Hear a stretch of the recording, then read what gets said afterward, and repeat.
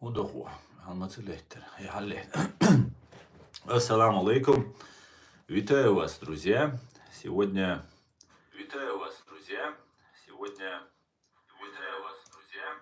Одну минутку.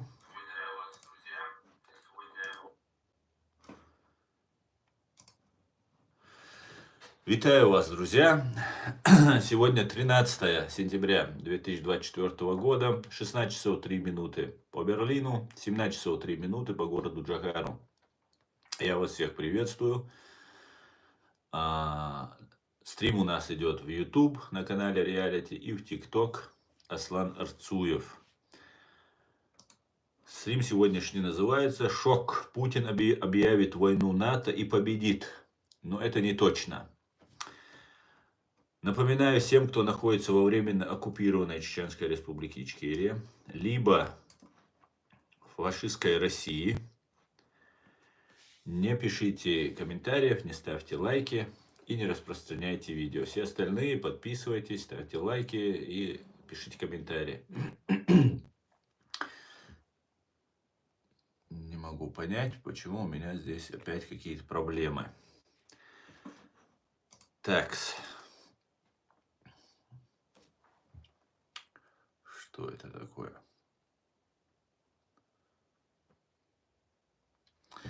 Ну да ладно, будем читать отсюда. Комментарий. Такс. Сегодняшний стрим, как обычно, мы начнем с сообщения от Генерального штаба Вооруженных сил Украины. За прошедшие сутки уничтожено и ранено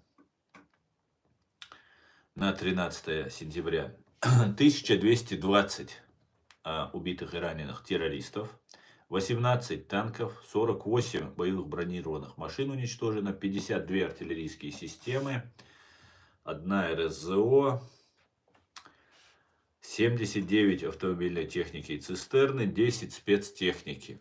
Слава Украине! Слава ЗСУ! Витаю, Дометьев! Слава Украине! Все будет Ичкерия! Героям слава! Героям слава! Итак.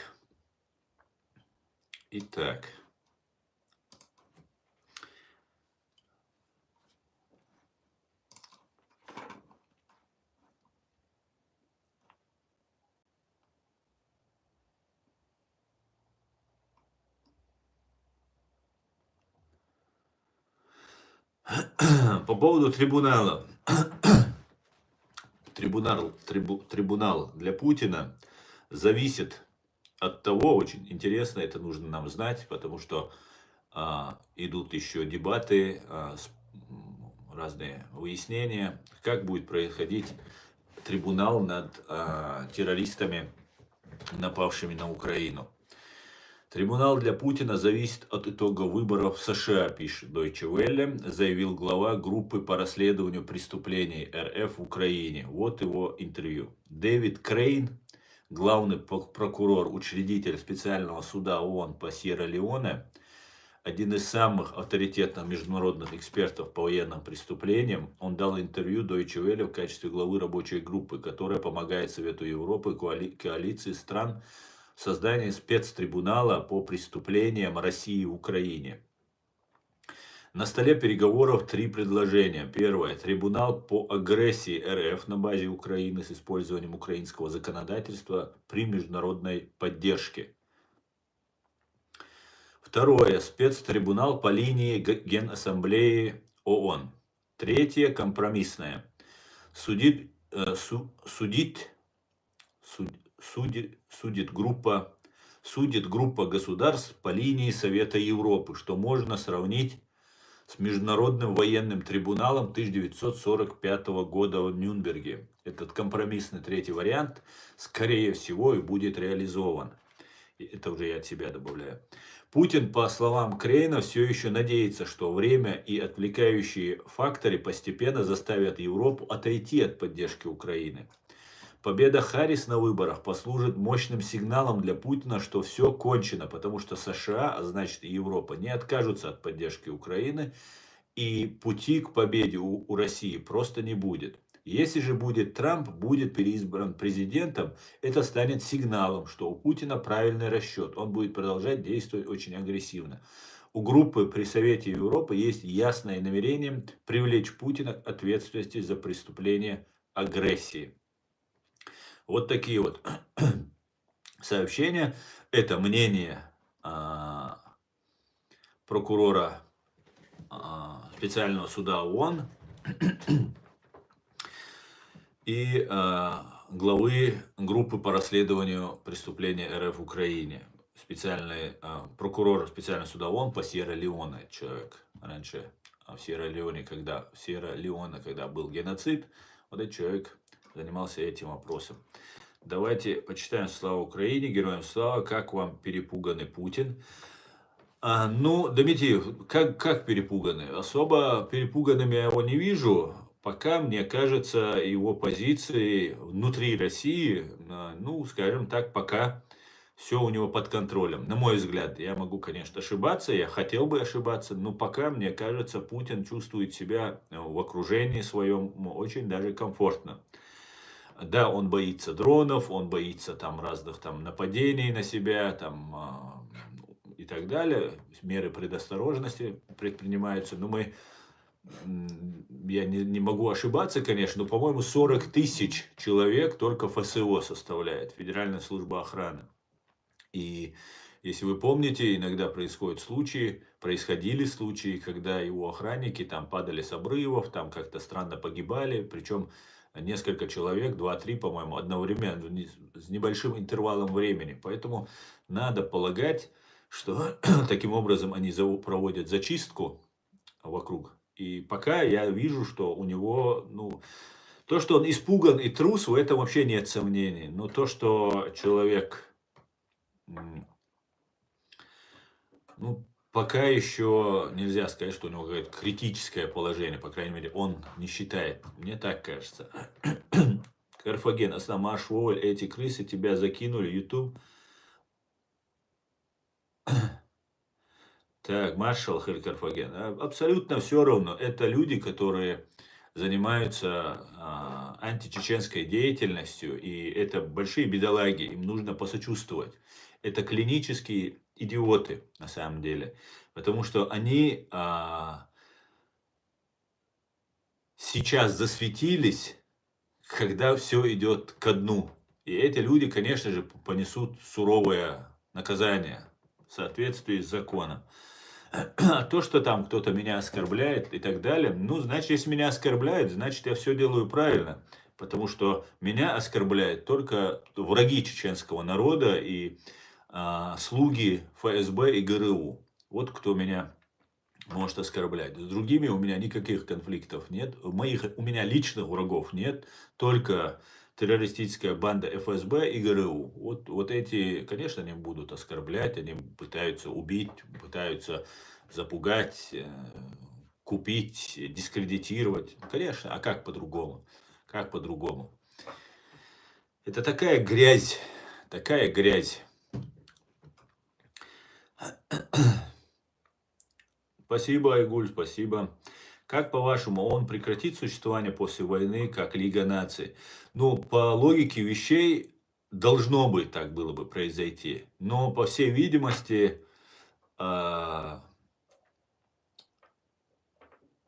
этого делать не собираются, по всей видимости. Дело в том, что позиции Соединенных Штатов, Великобритании, да и вообще всей вот организации ООН, ныне существующей,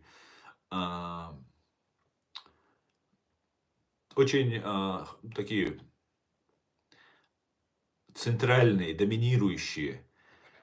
И я так полагаю, что не собираются да, может быть, переформатируют, скорее всего, Россию лишат права вето и исключат из постоянных членов Совета Безопасности ООН.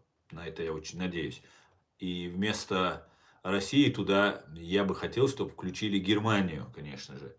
Но потому что Германия заслужила быть постоянным членом Совета Безопасности, на мой взгляд. Хотя сам институт вот этот постоянных членов Совета Безопасности, он несправедлив.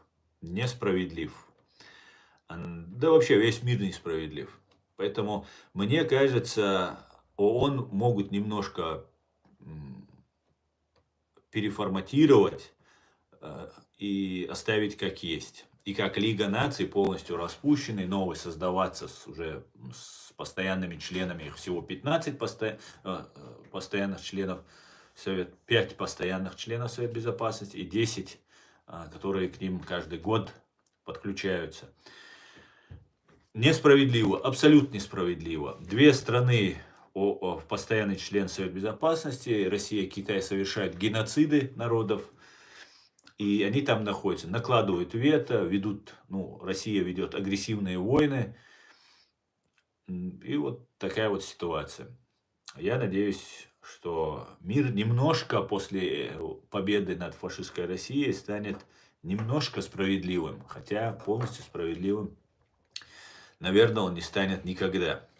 Потому что если он станет полностью справедливым, то наступит рай на земле. А если наступит рай на земле, то наступит конец света. И все и так переместимся в рай. Как думаешь, по Москве будут бить ракетами? Я стопроцентно уверен, что по Москве в ближайшее время будут уже наноситься мощные удары по Москве. Они уже наносятся. Пока дронами, там, Московская область, Москва, в Кремль там долбанули дроном так показательно. Поэтому, конечно же, будут. Конечно, 100%. Москва, Питер, Подоляк ведь сообщал информацию, будут бить по Москве. Это фактически он сливал информацию, предупреждал, как и другие там деятели. Поэтому я думаю, конечно же, я уверен, что будут бить. Будут бить до тех пор, пока не взмолятся. Не взмолятся. Причем сама Россия будет бить, они по 70 авиабомб в неделю кидают по Белгородской, Курской области. У нас кто-то посчитал, тут в Харькове сами по своим наваливают, потом рассказывают про ПВО. Да, абсолютно так. Да, Россия будет бить. Самое интересное, самое главное, что нужно понять, и русским в первую очередь, вас жалеть никто не будет. Обратите внимание на 99-й год, это взрывы домов, это взрывы метро, электричек. Это все делала ваша ФСБ. Та самая ФСБ, которую вы боитесь, гордитесь, там, боготворите и так далее, кем является выходцем из этого учреждения, как мы знаем, является Путин. И все во власти России являются ФСБшниками, либо ГРУшниками. И они бомбили, убивали, взрывали и дальше будут делать. И русские должны понимать, что ваша власть там как-то вас защищает, что у вас какая-то там власть есть. Это обман, это большой обман, это пастух, это ваш пастух, который съедает больше вас, чем волки какие-нибудь там, которые на вас нападают, на это стадо. Поэтому, мне, конечно, могут не поверить русские, они считают, что в этом плане, что я чеченец, там враг, там все такое и так далее, но объективная реальность говорит, и любой критически мыслящий россиянин, русский, должен понимать, что вас будут бомбить свои же, вас будут посылать на войну, тот, кто не идет на войну, будет расстреливаться, сажаться и так далее, и так далее, и так далее. Русские должны это понять. 1008, вот изображение, мутную. Я не знаю, как поставить. Он то у меня хорошо показывает. Может, это зависит от того, что камера грязная. Вот сейчас я проверю, как у меня на компьютере показывает. Вот у меня 720 показывает. 720 больше качество не повысится. Машуэль Аллахан ларлоксо шобошей. Так, давайте. Салам алейкум с Грузии. Ва алейк салам, Грузия. Так. Шалом, бро. Шалом, бней Израиль. Шалом, шалом, дорогой. Слава независимости Чечении. Спасибо, Джорджия. Джорджия, спасибо, дорогой. Героям слава. Так, я тут комментарий. У нас в ТикТоке идет стрим и в YouTube идет стрим. Так, модный доктор постоянно нас смотрит. Приветствую вас, модный доктор. Вчера, позавчера мне подарки присылали, и я в порыве общения, там, своего разговора забываю поблагодарить. Всех благодарю, кто присылал.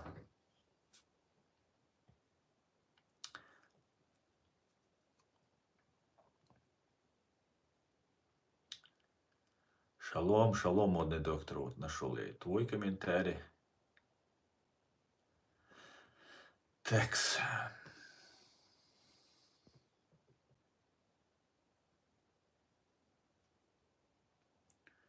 Я грузин, включите, пожалуйста. Валейк салам, мабау. Гамаджоба, БМВ.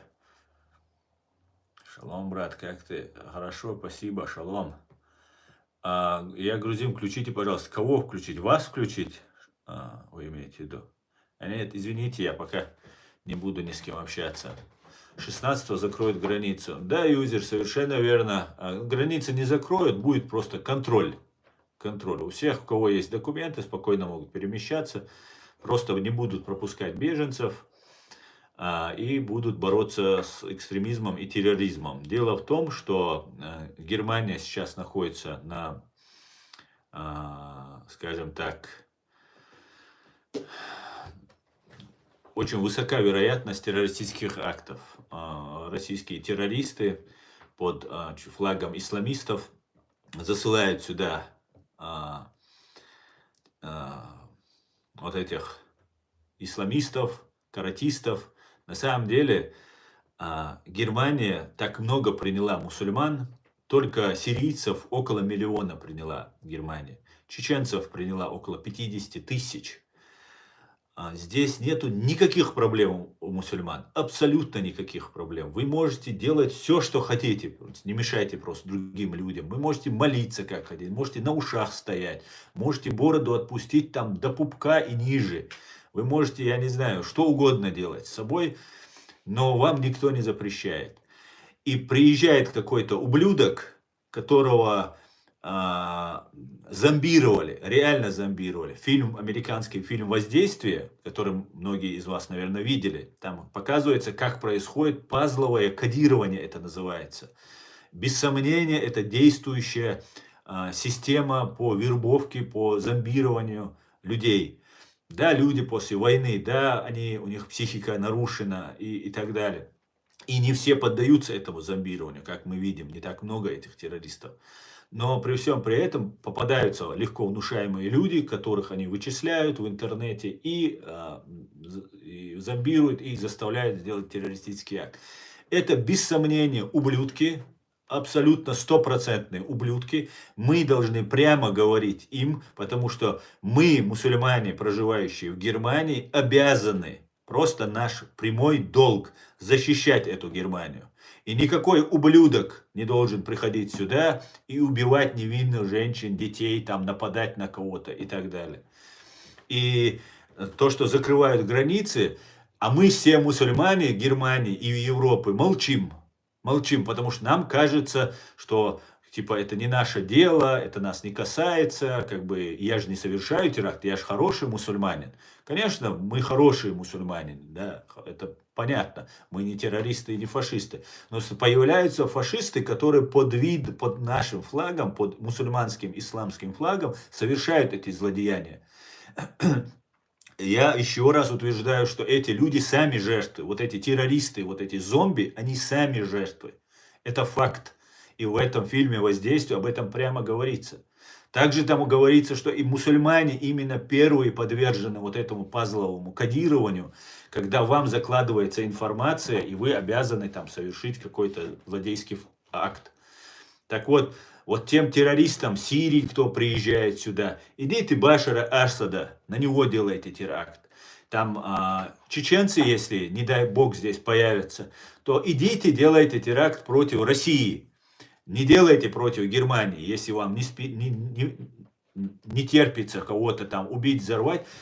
Идите на ФСБ, идите там куда-то в другое место, но не в Германии. В Германии мы должны четко и ясно заявить, это преступники, да, зомбированные, да, жертвы, но нам от этого не легче.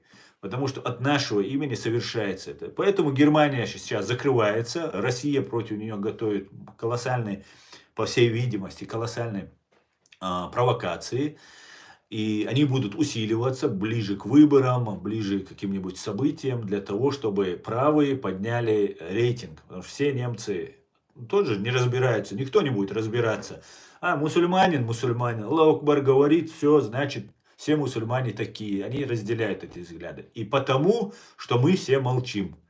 А мы должны прямо и громко об этом заявлять. Большому сожалению, от имени чеченцев и от имени мусульман Россия очень много делает, чтобы нас дискредитировать. Нам, чеченцам, вдвойне достается. И чеченцы неугодны, и еще мусульмане неугодны. Поэтому нам вдвойне приходится это расхлебывать. И мы должны прямо и четко, ясно об этом заявлять. Так. 90% русских это нацисты. 90% русских это империалисты, имперцы. И, конечно же, это фашизм и нацизм. Да, абсолютно так. Абсолютно так. Мне кажется, что Россия не будет применять ядерное оружие, понты дешевые, потому что обслуживание этого оружия делали только в городе Днепро, а сами русские не могут это сделать. Но как говорят некоторые, которые знают больше нас, говорят, что есть у России ядерное оружие, и достаточно того, что они его взорвут на своей территории. Симонян прямо об этом говорит. Давайте где-нибудь взорвем там в Сибири, где-то в тайге, еще где-то, говорит. А вдруг Курскую область, вот Курской области, на украинцев всю ответственность взвалят и сами взорвут. Вполне возможно. То, что они русских жалеть не будут, своих граждан, в этом можете не сомневаться. Это еще раз, 99-й год и вся вообще история России, и вот война в Украине. Посмотрите, они пришли защищать русских, которые им поверили. Это тоже жертвы, как те вот эти террористы, которых тоже обманным путем делают. Точно так же русских они обманули. Крымчан обманули, луганчан, дончан. Вот их всех русских они обманули. Они пришли якобы их спасать. И их первых они послали на фронт. Понимаете? Они их под заградотряды, русские заградительные отряды стояли. Не чеченские, как нам рассказывает там русская пропаганда. Именно вот посылали. И они уничтожали русских. Они убили больше русских, чем кого бы то ни было. Понимаете? И это русским нужно осознать. Нужно это им понять. И они, конечно же, взорвут что угодно. У себя могут здесь в Европе сделать, где угодно могут сделать, но у себя тоже не пожалеют и взорвут. И скажут, что вот это, посмотрят там ветер в какую сторону, подстроят и бам! И потом, чтобы ветер унес вот эту радиацию на Европу. Это катастрофа, экологическая катастрофа. И получится так, что все боятся, держите меня семеро, я сейчас это то все сделаю и так далее. Поэтому я все-таки склонен считать, что Россия применит ядерное оружие. Применит. Для этого у них все готово. И вот они не решаются. Вот Путин должен отдать, видимо, этот приказ, и они не решаются до конца сказать, что вот мы сейчас долбанем и так далее. Ну, посмотрим. И я знаю, что как только они его применят, они моментально получат ответ. Я думаю, у меня нет никакой инсайдерской информации, у Украины уже есть ядерное оружие. Украине, если передают такие ракеты, самолеты, танки, я думаю, и этот вопрос уже давно рассмотрен. И моментально Украина, если по ней нанесут, или же еще какие-нибудь будут провокации, Украина сможет ответить этим ядерным оружием. Посмотрим.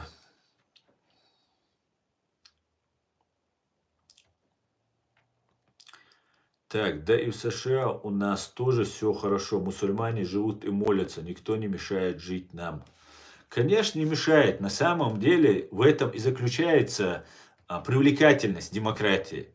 Привлекательность того достижения человечеством, которые смогли достигнуть в области прав человека. Именно же за это и мне нравится Европа, нам всем нравится Европа, Америка, потому что они сделали это. Они нас не загоняют палками. Вот смотрите, мы вас заставляем жить в светлом будущем, при светлом будущем при коммунизме. Там, третье, десятое. Нет, они просто сами устраивают такую жизнь, что в очереди выстраиваются люди, и они уже границы закрывают, уже говорят, хватит, перестаньте к нам лезть и идти к нам, потому что ну, просто невозможно уже все это переварить столько. Весь мир, 7 миллиардов хотят попасть в Европу и в Америку. И мы должны понимать, что это делается для того, чтобы люди чувствовали себя свободными. Только свободный человек может создавать, только свободный человек может творить. А из-под палки он раб. Вот и все. Вот этим и объясняется, почему нам нравится Европа, почему 50 тысяч чеченцев живут в Германии, почему 300 тысяч, треть чеченцев живет. Да, мы бы жили бы у себя в Ичкерии, конечно, если бы русские на нас не напали. Но когда предстал выбор, куда ехать, мы выбрали Европу.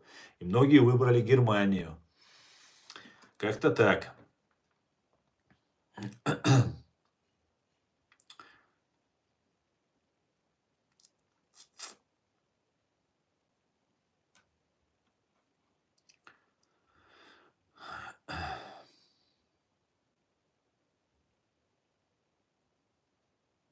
Так, что-то тут вот.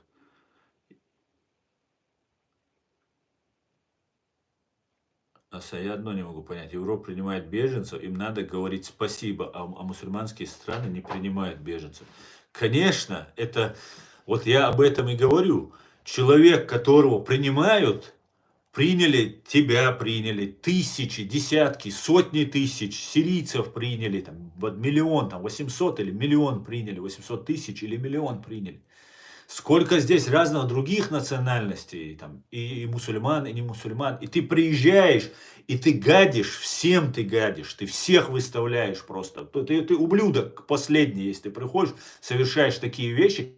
В любой стране ты совершаешь такие, ты ублюдок. Потому что это, если тебя эта страна ничего не сделала. Тем более идти убивать мирных людей.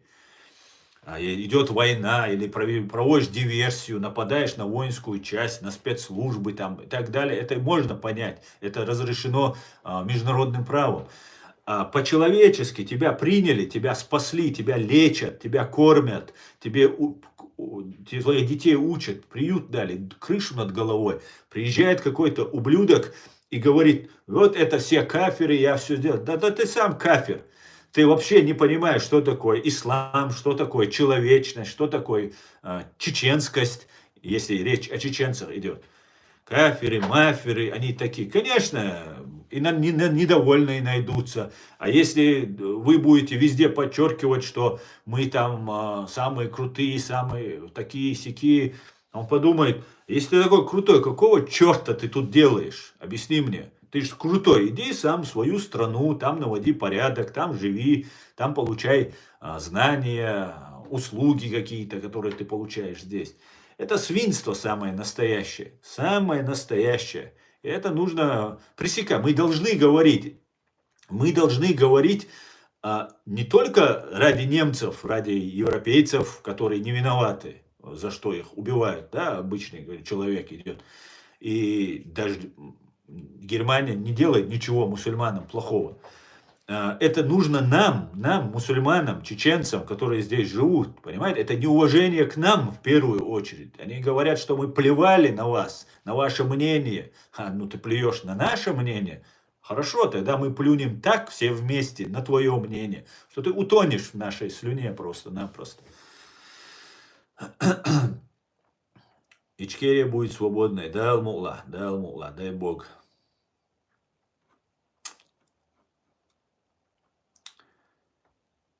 Так.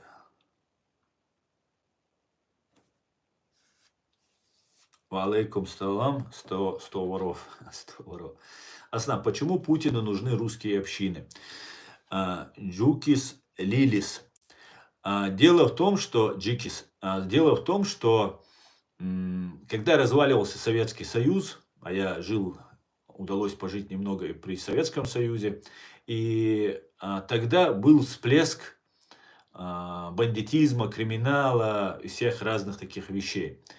Это делается для того, чтобы отвлечь внимание и создать конфликт. Вообще сама КГБ, она построена, создавалась как террористическая организация.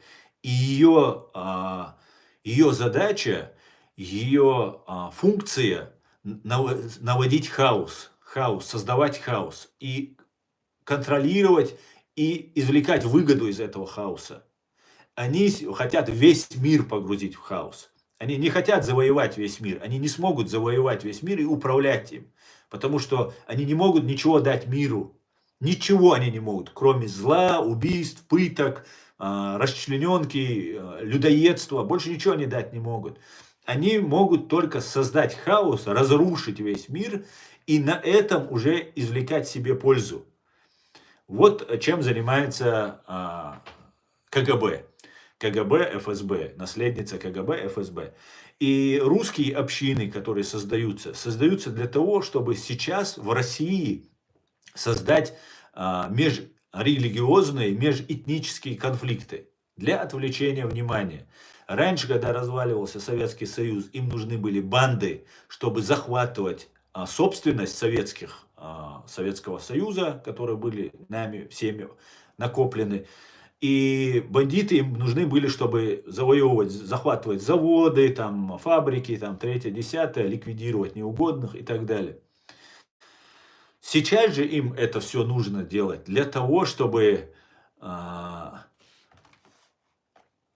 отвлечь внимание от себя и как можно больше погрузить страну в хаос. Потому что будут претензии, уже есть претензии. Даже у самых турбопатриотов уже претензии пошли, которые первыми побежали воевать против Украины еще в 2014 году, а до этого воевали против чеченского народа, против Грузии и так далее. Именно поэтому сейчас воссоздаются ФСБ, абсолютно 100% это ФСБшные проекты, создаются ФСБ вот эти общины русские, нацистские, провоцируют людей под разным предлогом, снимают это на камеру, нападают и начинают это все раскручивать. И самое интересное, что на что очень нужно обратить внимание. С одной стороны, русские общины это гибня. Наверху у них гибня. Это простые русские националисты, нацисты, фашисты, которые, нравится эта идея мочить черных, там, мочить мусульман и так далее. Но и с другой стороны мы должны учитывать, появятся сейчас люди, которые тоже должны контролировать этот процесс. Вот Абдел-Аудинов начал высказываться. Когда он убивал чеченцев, он что-то о правах чеченцев не думал, когда он убивал. Когда он подкидывать наркотики чеченцам, убить их, пытать их, говорил, открыто, прямо говорил своим там подопечным, что это делать. Тогда он о чеченцах не думал. Сейчас озаботился. Другой деятель, еще один есть, Кутаев, который тоже начал эту тему педалировать, там об этом рассказывать. И эти люди сейчас будут становиться лидерами от чеченцев, мусульман, там разных этнических групп, чтобы контролировать этот процесс. Одной стороны и с другой стороны. А эти, кто будет принимать участие, что с этой стороны, это простые люди, которые будут страдать. Там, где-то русского прибьют, где-то там чеченца, узбека, таджика прибьют, убьют, посадят, там, запытают, похитят и так далее сделать. Поэтому это вещи, которые сейчас, видимо, мы уже видим, что это много вкладывается в это, и что этот процесс будет идти в этом направлении. Провокации внутри России неизбежны, но эти провокации должны, опять же, говорю, чтобы контролировать процесс, должны быть с этой стороны, там, допустим, Абдел-Аудинов будет, который будет защищать там мусульман, там, чеченцев, еще кого-то. А с этой стороны там будет какой-нибудь там другой Вася, Петя и так далее. Вот для чего это все делается, и дальше это будет продолжаться.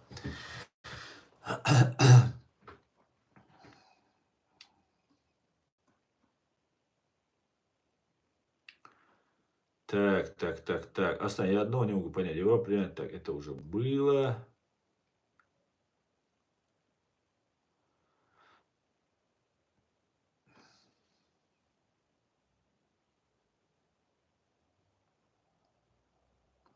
Слава Джахару Дудаеву. Амин, Рокс, амин. Героям слава.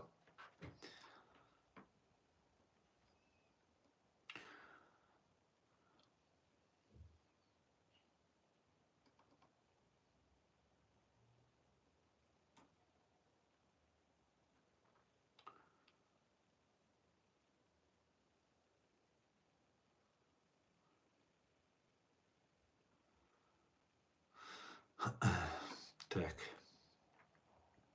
Когда бандиты стали не нужны, их ликвидировали, а самые умные бандиты стали приближенными к власти бизнесменами и депутатами. Гаджубей, абсолютно, совершенно так. Так же произошло и с русскими националистами, они тоже были.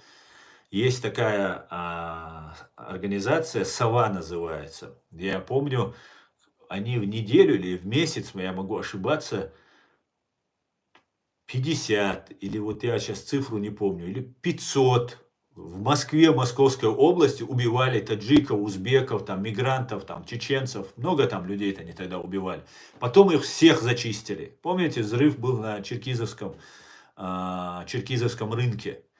Тогда парень с девушкой там были, и их там подельники. Они там 11 человек взорвали, теракт совершили.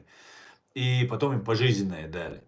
Это исполнители, это шушера. То же самое было тогда с этими бандитами. Вот те, кто стали депутатами и там большими чиновниками, министрами и так далее, это те, кто возглавлял этих бандюгов. А бандиты шли потом или на кладбище, или же потом в тюрьму. Однозначно их зачищают потом. Это просто им сейчас дается власть, и они думают, что они крутые, а потом их все зачищают. Да, так было и так будет и в этот раз. Все вот эти русские общины, руководители этих русских общин останутся, даже награды получат, посты получат, ну, если у них все получится. А все остальные будут либо зачищены, либо разбегутся, либо посажены, либо убиты и так далее, и так далее. Да, это так и есть.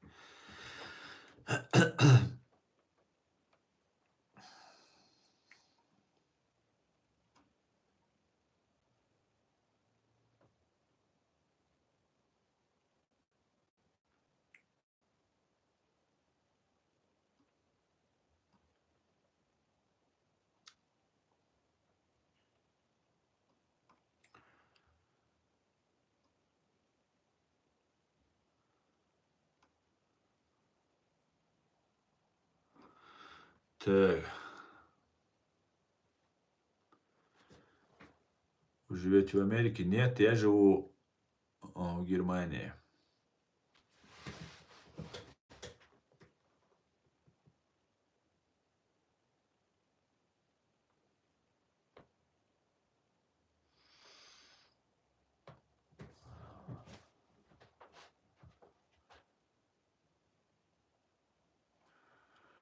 Шериф Чечен, ассаламу алейкум. Иштари. Нисватин. Аслан, сам она амац дилаш дег мухи тхуна.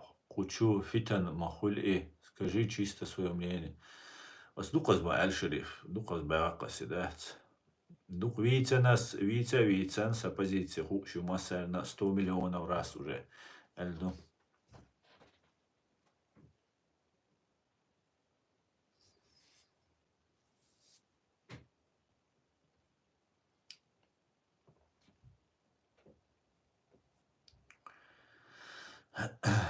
Ты тоже живешь, Ислам, в Германии? Ты тоже живешь в Германии? А почему у тебя российский флаг тогда стоит? Это российский у тебя флаг или азербайджанский? Я просто не могу разглядеть. А, нет, это азербайджанский. Все понятно.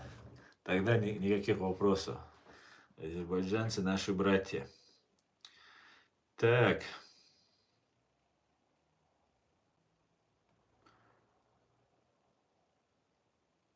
Героям слава. Сидеть с флагом, который... Да, сижу с флагом. Конечно, сижу. Слава Украине, героям слава.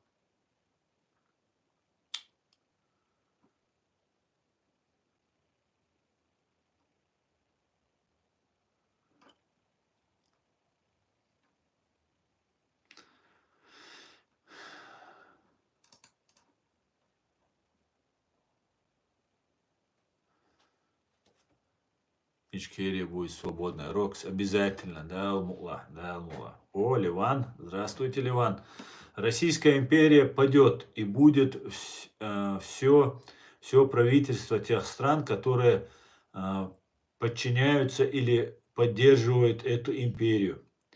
Так, и падет все правительства тех стран, которые поддерживают. Ага, российская, у него просто написано английскими буквами, поэтому латиницей, поэтому мне немножко трудно читать. Российская империя падет, и падут все правительства тех стран, которые подчиняются или поддерживают эту империю. Вива свобода! Амин, амин, Ливан. Амин. Дай Бог, Ливан, дай Бог. 100% должно так произойти. Должно. Едь в Чечню и наведи там порядок. Обязательно поеду. Немножко подождите, обязательно поеду. Откуда взялся Кадыров? Это же позор ичкерийского народа, и говорит Иван Казак. Да, совершенно верно, это позор чеченского народа. И я вам могу задать такой же вопрос. Откуда взялись Захарченки, Януковичи и все остальные? Вот оттуда же взялся и Кадыров.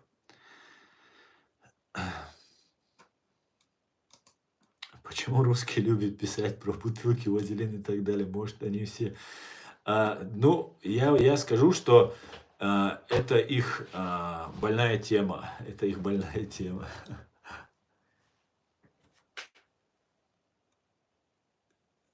Так. Заир говорит, как относишься к евреям, которые насилуют детей палестинцев? Я так понимаю, ты тот ребенок изнасилованный евреем, да? Ну, я выражаю тебе искренние соболезнования. Мне очень жаль, что тебя изнасиловали в детстве. Ну, какие же вы наглецы. Так нагло лгать, надо же.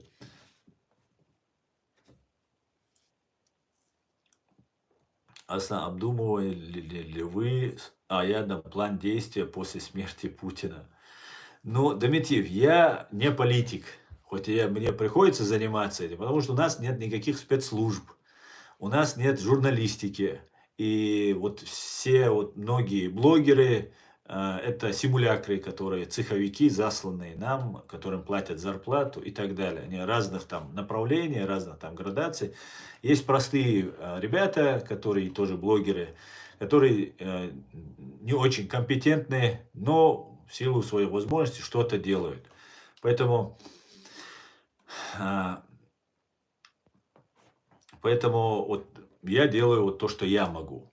То, что план, есть ли у президиума правительства, это наша легитимная, единственная легитимная власть, я думаю, есть. Он давно есть, люди очень грамотные, очень умные, и я думаю, там все нормально. У нас все имеется, все, абсолютно все у нас имеется. Поэтому, ну вот как-то так. Поэтому конечно, я помогаю, я готов и принимать участие во всем, на какую ответственность на меня возложат.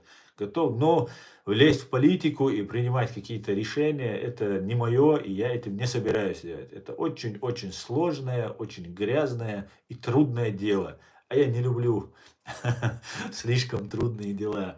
Пусть этим занимается президиум. Раз они взялись уже 40-30 лет за это, пусть несут это бремя на себе. И огромное им спасибо за это. Спасибо, что они есть. Вот я что скажу. И я думаю, есть, конечно. У нас все есть. Все есть. Мы все просто... И они все не могут открывать, я думаю.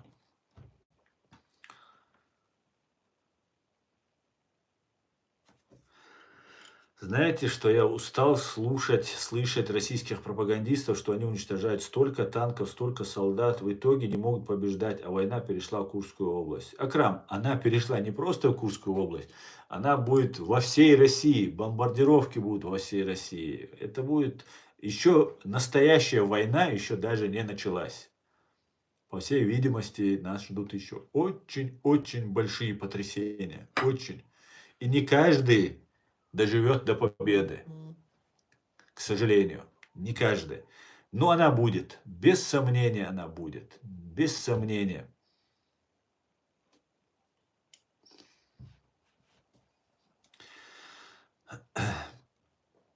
Сколько вам потребовалось времени для изучения немецкого? Влад Ковалев. Антирекламой заниматься плохо и свои минусы говорить. Но я очень плохо говорю по-немецки. И дело в том, что вначале, когда я сюда приехал, я начал ходить на курсы, там 3-10, но я поддерживал наше движение там, и так далее. И меня постоянно, я приходил на митинги, и, например, свой экзамен на немецкий язык, по немецкому языку, который я должен был сдавать, и потом я какой-то штраф, по-моему, там, какие-то санкции у меня были, я помню, если не ошибаюсь, там штраф какой-то, или повторно я платил, по-моему, чтобы повторно сдать экзамен. Я его встречал в Гааге перед международным трибуналом, туда Ахмед Закаев всех позвал. Тогда я думал, Ахмед Закаев не симулятор, а настоящий борец за свободу чеченского народа, что он не работает на Кремль, я думал. А оказывается, не так, оказывается, работает. И я пропускал очень все. А здесь очень строго, если ты не объяснишь, что ты пошел на митинги, ты не смог прийти на экзамен, нужна справка, что ты болел, справку пойти к врачу, взяток здесь не берут. Короче, это такая большая проблема. И все мое время информационного пространства, оно занимает, вот этим делом я занимаюсь. Я смотрю, изучаю, пишу, что-то это делаю. Вот уже 10 лет я этим занимаюсь, 9 лет, как сюда в Германию приехал. И мой немецкий оставляет желать лучшего. И большому стыду вот такого дела. На работе я общаюсь, ну и то у меня там, я работаю на физической работе, на стройке, и чаще со мной попадаются албанцы, которые говорят хуже меня на немецком. И мало у меня есть немцы, с которыми я так немножко поддерживаю, делаю, но это слабенько, слабенько. Это оправдание, я сказал своему другу, что да, я там плохо говорю, все такое, начал ему, как вам сейчас объяснять, он говорит, это все отмазки. И я согласен, это все отговорки, если сосредоточиться, но я не могу сосредоточиться, я только на этом вот зациклился, что-то со мной не в порядке, я не могу на чем другом сосредоточиться, мои мысли все поглощены, я не могу избавиться от этой мысли, я не знаю, я зараженный этим. Потому что все критически плохо. Как я влезу, чем больше влезаю, чем больше ты видишь эту несправедливость, эту ложь, тем хочется кричать, хочется чеченцам каждому подойти и сказать, смотрите, нас здесь обманывают, здесь. Некоторые понимают, некоторые верят, некоторые вообще не верят, некоторые смотрят на тебя как на идиота и говорят, а зачем мне это нужно? Зачем тебе это нужно? Да оставь, что ты, зарабатывай деньги, наслаждайся жизнью, и все такое. Ну вот как-то так, да. Такой вот я, Дон Кихот, как меня тут обозвали. Но я считаю, что я делаю правильное дело. Я нисколько не жалею. Мне жалко, что из-за меня страдают люди, подвергаются гонениям, репрессиям, угрозам, испытывают страх, избивают. Там в Чечне, здесь обложили всех моих родственников, бывших родственников. Я ни с кем не поддерживаю из родственников отношения. Каждому пытаются подлезть, каждому там залазят сбоку, справа, слева. Я не знаю, что они от меня хотят. Проще просто прийти, застрелить меня. Нет, они вот тут это все делают. Хотя они могут всех моих родственников просто убить, зажарить и съесть. Извините, мои родственники, и бывшие, и не бывшие, но они ничем не изменят мою позицию. К большому сожалению, вот такая вот ситуация. Бутылка должна стать гербом России. Весело, остроумно.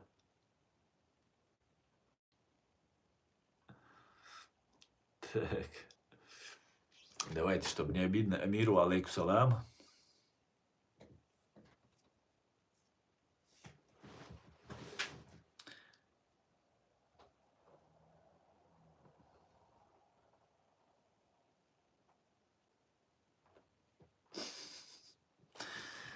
кто веселые товарищи.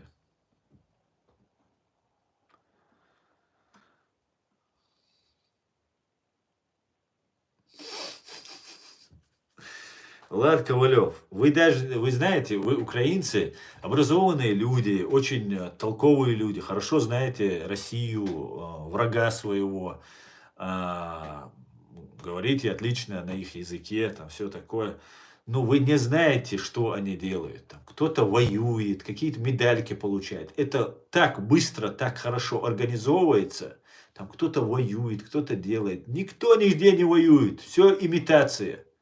Настоящая имитация. Да, могут принять участие какое-то. Знаете, как было? 10 лет. 10 лет. Это не на стороне Украины сейчас воевать, не на стороне России даже воевать, а на стороне чеченцев в русско-чеченской войне 10 лет в окопах, в блиндажах, в лесу, где-то там в пещерах, не есть, не пить, выдохнуть, и ты оказываешься предателем. 10 лет ты с чеченцами, со своими братьями воюешь, ранения получаешь, гибнут тебя вокруг. Это колоссально, это не на час, как Украина воюет. Украина сейчас воюет, как, я не знаю, аристократы там, сдалека, там, ракетами, там, все у них имеется. Хотя мы понимаем, что это колоссальный труд, потери, все это такое. А по сравнению с чеченцами, я имею в виду. Так вот, оказывался предателем. Ямадаевы, братья Ямадаевы такие у нас были. Они герои Ичкерии. Кадыров Ахмат герой Ичкерии. Закаев герой Ичкерии. Это все фейки, это все выдумки. Понимаете? Вот как это делается. Вы, украинцы, этого не знаете. Вам кажется, что вы все знаете. Вы вообще, я поражен, как вы далеки от того, с кем вы в военном деле. Настоящее лицо вы так и не узнали. Вот сейчас вы узнаете. А после войны, когда КГБ, СБУ там внутри начнет там поднимать вот этих людей, тогда вы все узнаете.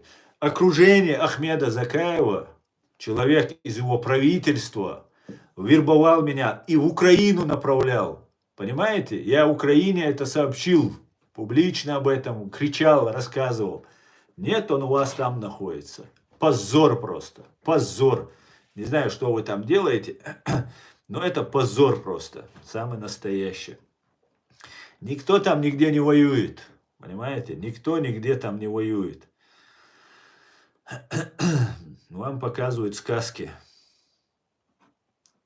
Расстрелять одну машину с одним человеком, когда 20 человек идут, это, я вам скажу, не доблесть.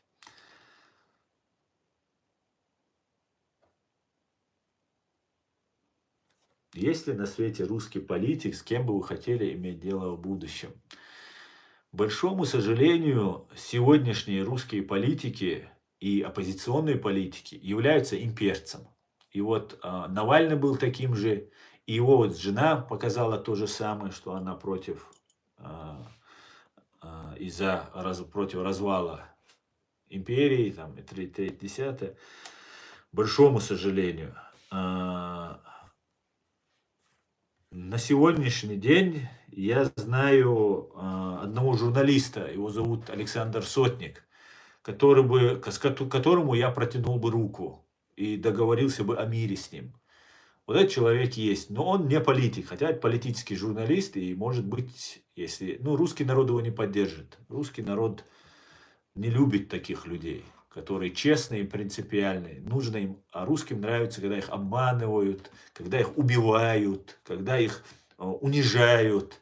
О, да, это великий человек, там, молодец, он настоящий. Самые великие правители у русских это Сталин, Иван Грозный, вот сейчас недоросль Путин. Как-то так. А вы честный, говорит? Да, я честный. Я честный. И на этом канале говорю только правду.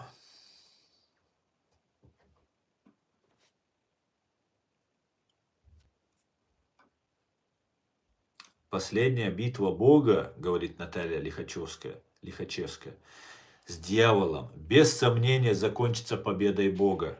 Заруби себе на своей тупой говорящей голове. Говорит, да. Хорошо. Наталья, я полностью с вами согласен. Сегодня идет война света против тьмы. Абсолютно так. Люди, которые имеют Бога, который миллионами их убил, истребил, сажал и так далее, которые этого Бога боготворят, положили его в пирамиду на Красной площади, водят туда детишек смотреть на него. Обижаются, когда в соседней стране, в Украине, сносят памятники этому убийце и массовому убийце. И да, Россия это сатанистская страна, с сатанистской религией, где КГБшники, абсолютные сатанисты, полностью во власти на протяжении последних 75 лет, больше какой там 70, уже 100 лет, 75 лет Советский Союз просуществовал. И да, мир и люди добра и света сражаются за свою свободу, за свою землю, за свой образ жизни против тьмы, которая пришла на землю. И да, мы на стороне Бога, на стороне света, а вы на стороне сатанистов и безбожников. Так сложилось. И обязательно, рано или поздно, зло будет повержено, и добро победит, и свет победит. Украина в настоящем, и вместе с ними мы все, весь цивилизованный мир, все человечные люди победят. Да, мула, я в это верю, и мы видим, что маленькими шагами, потихонечку все идет к тому, что победа будет за нами. Так что вот как-то так.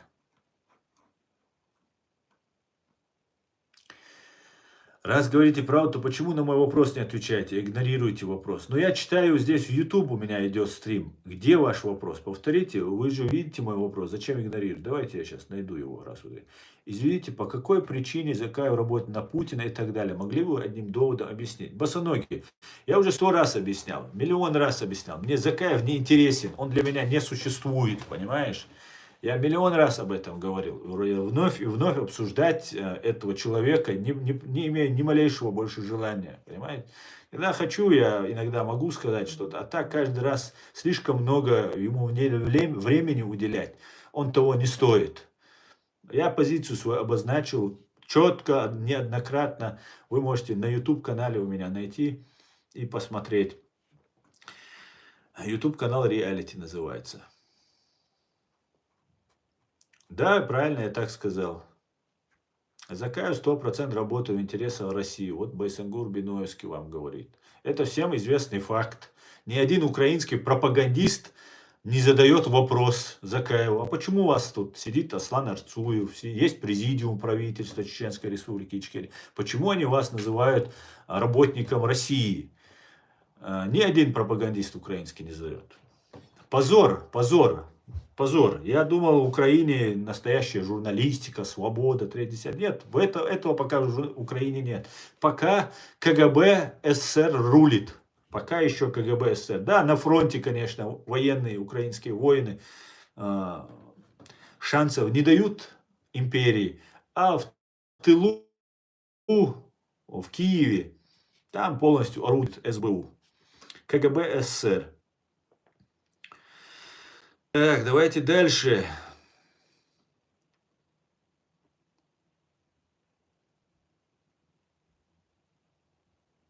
Как говорил великий Джохар Дудаев, Ичкерия это независимое государство навеки вечное. Вива Ичкерия. Да, Ливан, спасибо. Вива Грузия, Ливан, вива Грузия.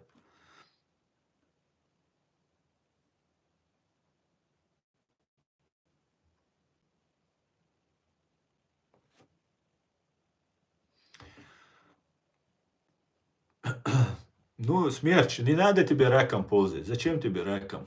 Будь человеком, ходи на ногах прямо. Зачем ты раком ходишь? Это же плохо. Неудобно, наверное.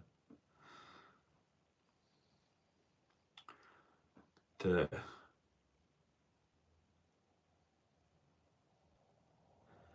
Пам'ятаю, може, Путин террориста готовый для своих людей. Я не понял, что вы написали. Так, я смотрю, тут эти слишком разошлись. Давайте мы вас чуть-чуть ограничим. А то вы уже надоели. Тут не могу найти комментарий, потому что вы тут троллятина всякая зашла. Покормились, хватит. Вам на буханку хлеба я дал заработать. Все, давайте, валите отсюда. Сотник участвовал в антиукраинском ИПСО, такой же имперец, как и все другие. Говорил, что украинским волонтерам не надо донатить. Не надо, Михаил, придумывать, где-то что-то вырывать из контекста. На мой взгляд, я отвечаю только за себя, на мой взгляд, Александр Сотник сделал больше, чем вот в эти все пропагандисты, которых вы собрали в Украине, Невзоровых, Фейкиных, Мейкиных и всех остальных. В 1000 раз больше один Сотник сделал. Причем он сделал и для русских, и для россиян, и для украинцев. Это честный, принципиальный журналист. Да, у него своя позиция. Это независимый человек. Мне некоторые вещи могут не нравиться и не нравятся, как он резко высказывается по каким-то, в том числе там, мусульманским вопросам. Но это его право. Это его право. Он журналист, и я вам скажу, нелегкую ношу он несет. Нелегкую ношу. Никакой благодарности не было от Украины, от СБУ в первую очередь. Его начали клеймить. Сразу же он сказал: все, пошли нафиг, я больше вообще не буду украинскую тему трогать там и так далее, и так далее. Но при всем при этом это неблагодарность. Нужно оценить. Вы и Гарри Табаха хаяли. Он говорил: дайте Украине оружие, помогайте, 30. Вот он засланный, там, он там агент, еще что-то там. Вы про Гарри Табаха, там, не вы конкретно, а там люди говорили, писали. Хотя он, ну, я не знаю, если бы у нас такой был бы защитник, как американец, умный, мы бы его на руках носили бы, такого человека. А ему там, я знаю, откуда это идет. Это от СБУ идет. От СБУ. И меня то же самое, например, я вам могу сказать. Ваше СБУ на меня начало слухи распускать. Понимаете? Ваш Антон Геращенко, я только что-то там косяк за Антоном Геращенком заметил, о нем что-то сказал, сразу на меня набросились СБУшницы, агенты КГБ. Начали рассказывать, что у меня бизнес в Москве, в Грозном там и так далее. Что абсолютно не подтверждено никакими доказательствами, фактами. Просто закидывали сюда информацию такую. Поэтому не надо на Сотника гнать. Сотник делает то, что может. Где-то, может, что-то ошибается, где-то, может быть, резок. Ну, простите, он выехал из России, у него жизнь не сладкая, я вам скажу. Валейк салам, Шамиль, валейк салам.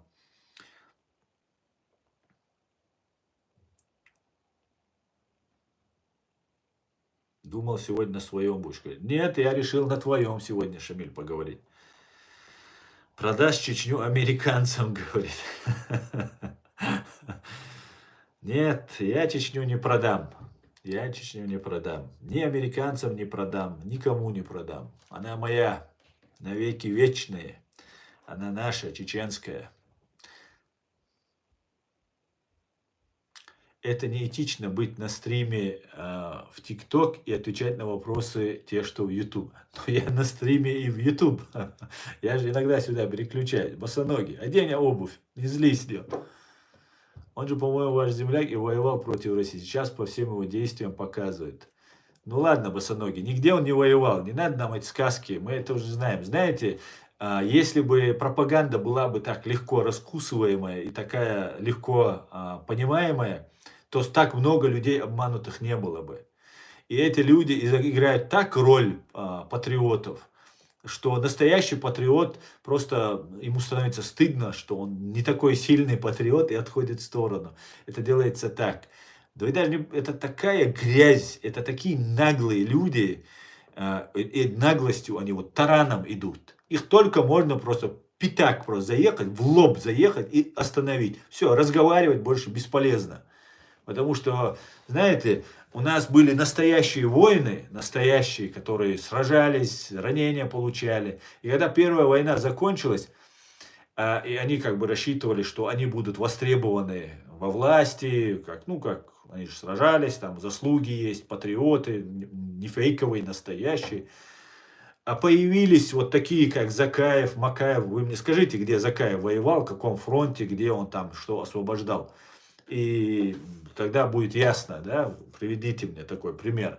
Это ничего такого нет. Его вообще в круг правительства ввел племянник Джохара Дудаева, который был другом его, Муса Таипов. Он у меня на канале об этом рассказывал.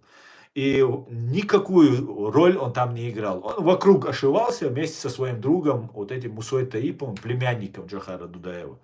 Вот и вся его заслуга. Вот где нужно, оказывался в повязке, эффектно, как актер, умеет изображать. Вот и засветился везде. Сейчас происходит подмена истории и такое представление, что Ахмед Закаев это прямой потомок, прямой последователь Дудаева, Масхадова и так далее. Он уже прямо об этом сам заявляет и так далее. И везде видеоролики, где он рядом с Дудаевым и так далее. Это все фейк и обман. Фейк и обман. Вот так делается политика. Фейк и обман. Я прямо об этом говорю. Много раз говорил об этом. Много раз.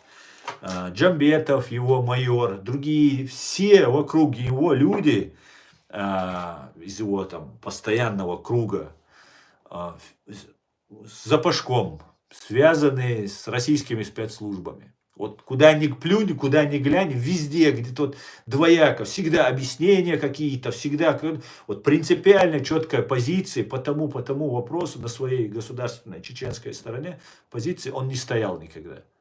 Не стоит. Этот человек работал, работает и до конца своих дней будет, вероятно, если не уедет куда-нибудь, работать на Россию. Это мое мнение, убежден в этом, понимаете? Я прямо это говорю, понимаете? Прямо вот публично. Миллион раз это говорил. Прямо публично.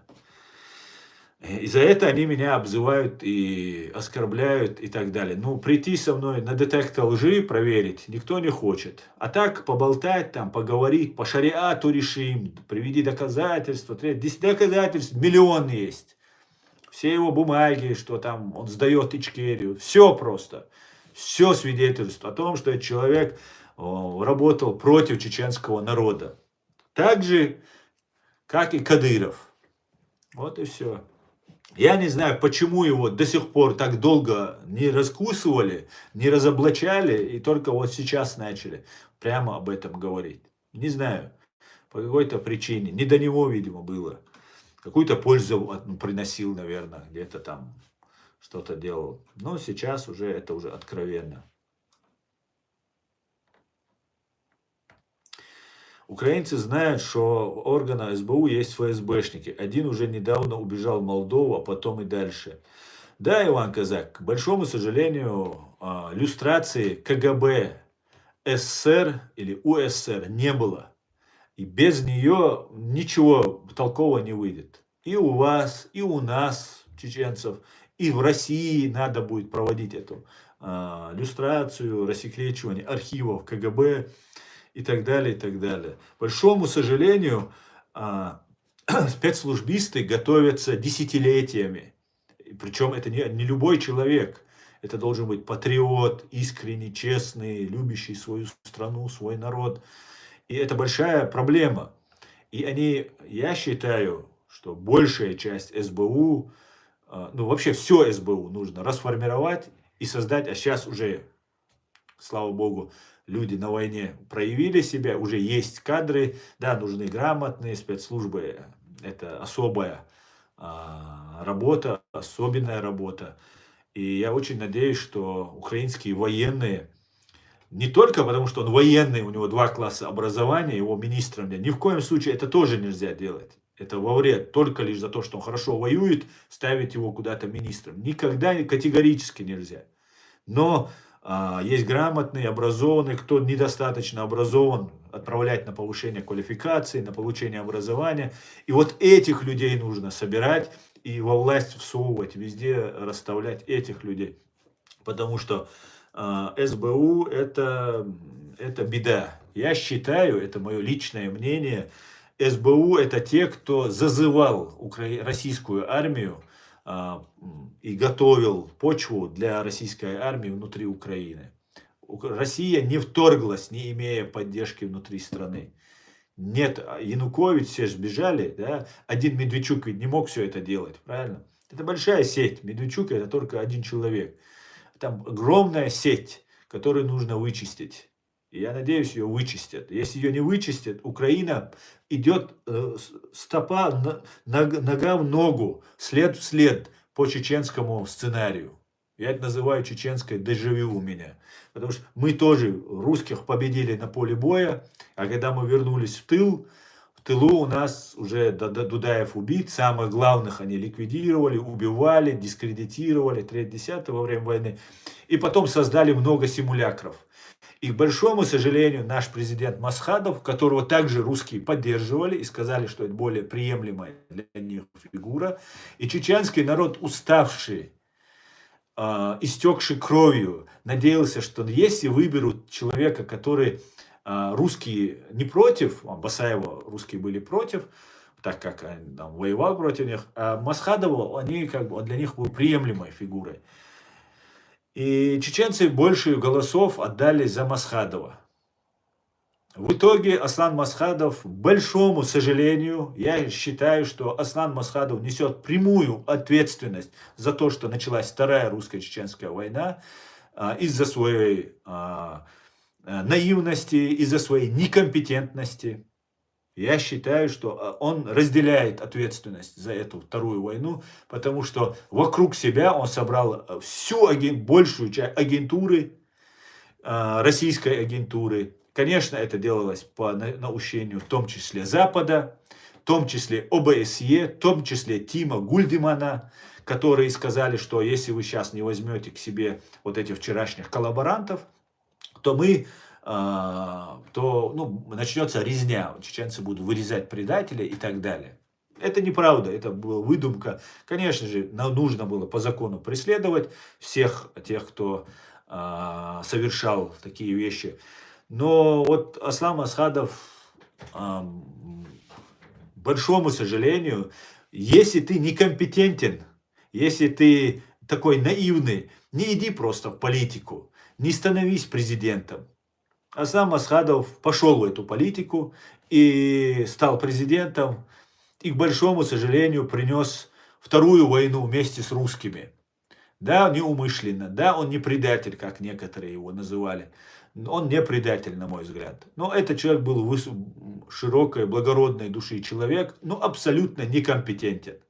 Он был военным хорошим, может быть, и все, на этом его знания и способность заканчивались. К большому сожалению, вот такая вот ситуация случилась. Это мое личное мнение, на него я имею право, и я считаю, что именно так и было. Но Аслан Масхадов отдал свою жизнь, не сдался, не предал, и, можно сказать, искупил вину кровью. Хотя чеченскому народу от этого не легче. Лучше бы он не баллотировался в президенты, и оставили бы Басаева, Яндарбиева, еще кого-то, и он ушел бы себе на пенсию и жил бы нормально, было бы хорошо. Вот, к большому сожалению, произошло то, что произошло. Аслан Масхадов потом признал, что он был неправ. Мне рассказывали люди, которые непосредственно видели, что да, я поверил русским, и они меня обманули, он сказал. В том числе Лебедю он поверил. И так далее, и так далее, и так далее. Может, если Лебедь остался бы живых, может быть, что-то у Масхадова и получилось бы, но и Лебедь тоже был уничтожен. И вот мы пришли ко Второй русско-чеченской войне. При Масхадове, Аслане Масхадове, не нужно, он уже умер, конечно, не нужно говорить, но это нужно знать. При Аслане Масхадове на площадях расстреливали людей, которых... 2 случая было расстрела людей, которых не следовало так расстреливать. Если уж смертный приговор вынесен, то это не нужно делать публично.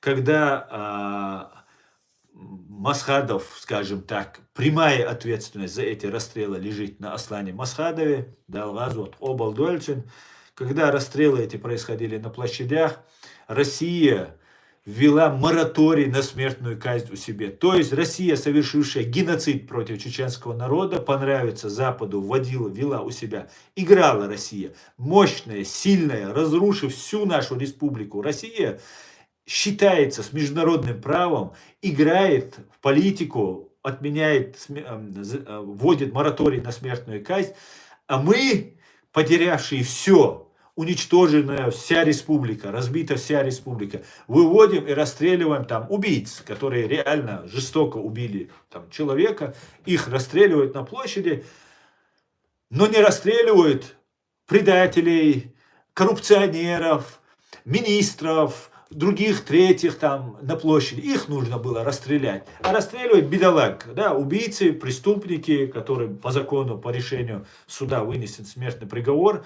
И вот такие вот вещи, ну, вогнали нашу республику в средневековье. Я виню там Запад, Америка, Англия, там все плохие, третье, десятое. Но в первую очередь вина наша вина. В первую очередь, конечно же, президента, который пошел на выборы и стал президентом. Он несет ответственность за все.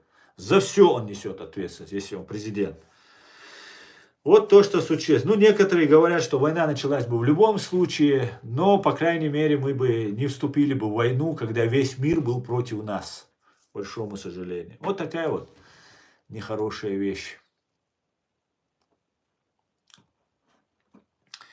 Так, чего добивает дискредитация, противовес сегодня чеченского правительства? Какая дискредитация? Что ты говоришь? Какая дискредитация? Какое правительство? Нету никакого закаевского правительства. Есть только президиум правительства Чеченской Республики Ичкерия в лице Аллы Дудаева, вдовы Джохара Дудаева, Аяда Идигова, одного из создателей чеченского государства, и других людей, которые вам пока знать не нужно.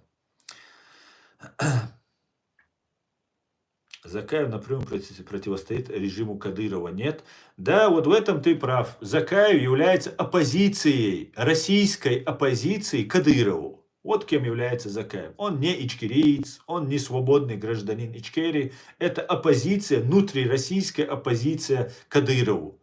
Так устраивает некоторых на Западе, так устраивает русских. И вот он делает свою работу. И я вам скажу, не бедный человек Ахмед Закаев, не бедный человек.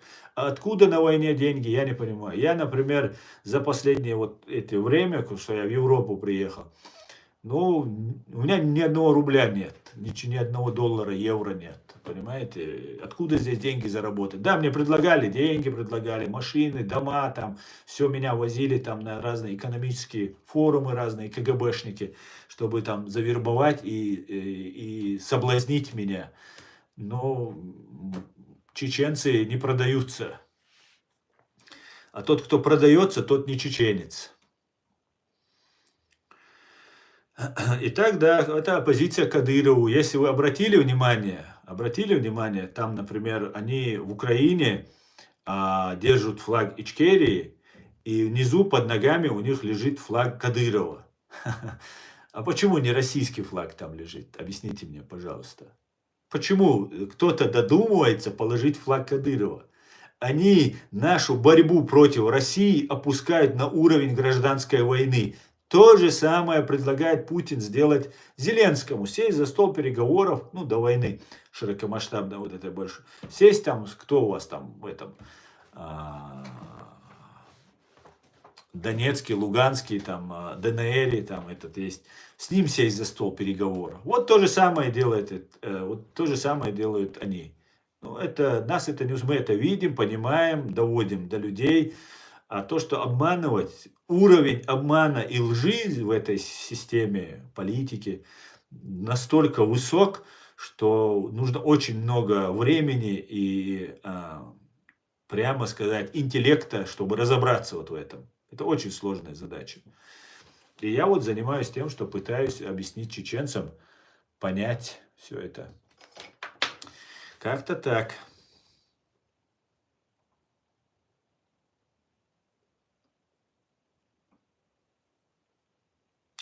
Русские должны понять, что мы, кавказцы, в войнах, Картвели и другие наши нации, не работаем на Запад, и мы не против русских как нации. Мы за свободный суверенитет, мы против империи. Да, абсолютно, Ливан.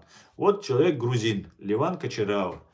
У нас абсолютно схожие с ним взгляды.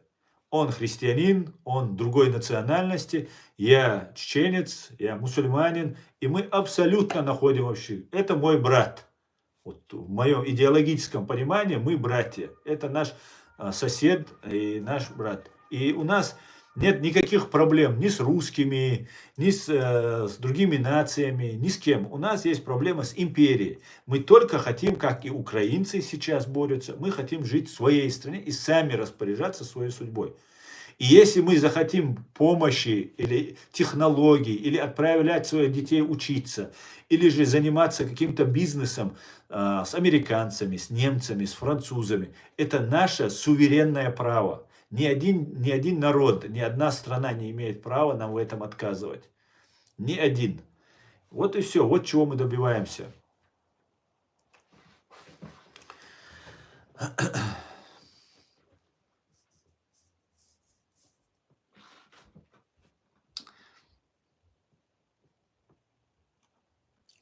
Что немаловажно, Масхадов Аслан был народно избранным президентом на честных выборах. Да, Садулла, это правда. И если наши интересы Запад-Кавказ совпадают, здесь виновата Российская империя, долой империализм. Да, да, Ливан. Аслан, не в курсе, что за терки между Невзлиным и Навальнятами с покушением на Волкова? Ну, Садулла, я вот видел то, что выпустила вот эта Мария Певчих. И, ну, что я могу сказать? На Волкова нападение совершили люди, которых заказал нападение на Волкова Невзлин. Тот самый Невзлин Ходорковского, дружок, который вместе с ним владели ЮКОСом и так далее. Мы все прекрасно знаем, что их начальник охраны, Пичугин, по-моему, да, его фамилия, отбывает пожизненное заключение за убийство людей. И к своей власти и достижению вот этих своих, зарабатывания этих миллиардов, эти люди приходили путем убийств. Я об этом писал, кстати говоря, недавно. Ну, не недавно, некоторое время назад. И Ходорковский, Невзлин, как сейчас выясняется, это абсолютные стопроцентные бандиты, которые убивали людей. И убить там Волкова тоже не проблема, но его нужно было не просто убить. Убить это так себе. Нужно было его сделать либо инвалидом, а потом переправить на корабле как-то туда, и в Россию, чтобы запугать. Понимаете, главное не просто убить, нужно запугать, что всемогущая ФСБ выкрала Волкова, там, избила его, привезла в Россию, он там извиняется, клянется, пощадите, пожалейте, я виноват, там, простите и так далее. И вот это была попытка, и мне показалось это видео очень, вот, которое Мария Певчих выпустила, и вот эти Навальнята, очень убедительным. Потому что я лично знаю, кто такие Ходорковские, кто такие его товарищи и так далее. Это я представляю, сколько трупов на их совести, когда они к этой власти шли. Поэтому для меня это не новость, но расследование было очень убедительным, на мой взгляд. И я считаю, что все было сделано и сказано абсолютно правильно. И могу по секрету вам признаться, мне симпатична Мария Певчих.